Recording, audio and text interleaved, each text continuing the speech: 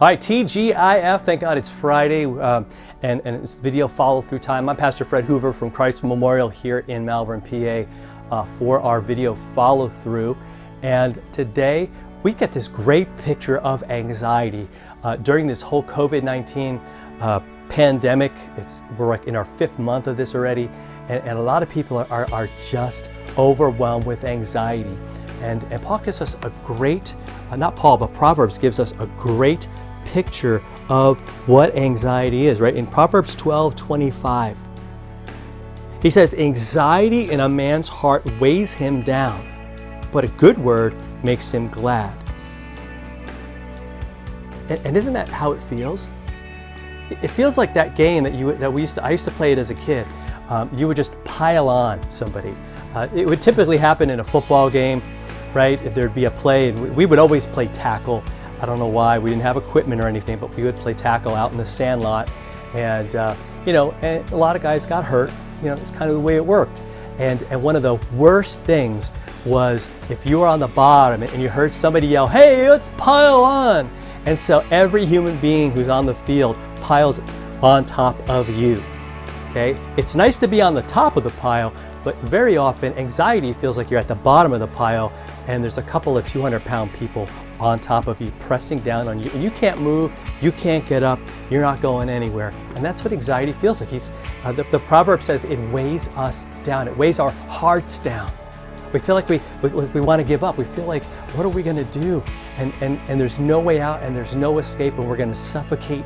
And God says, no, you need a good word, because that's going to make your heart glad. That does the opposite. It takes the weight off, and it lifts you. Now, what would a good word be? Now, I think we know what that is, don't we?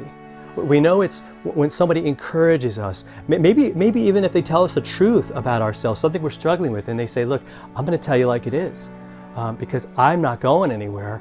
And so in those moments, that becomes, it's a difficult word, but in the end, it's a good word, because it's going to free you. It's someone saying, yeah, I want to help. Okay? Again, the opposite is piling on, right? Where somebody ridicules you or attacks you, and they're just piling it on. And it adds to your anxiety, it adds to your feeling of hopelessness, and all the weight of your sin and the weight of everything. You just kind of feel overwhelming. But Jesus is the ultimate word, the ultimate good word. He is the word made flesh that dwelt among us, the scripture says.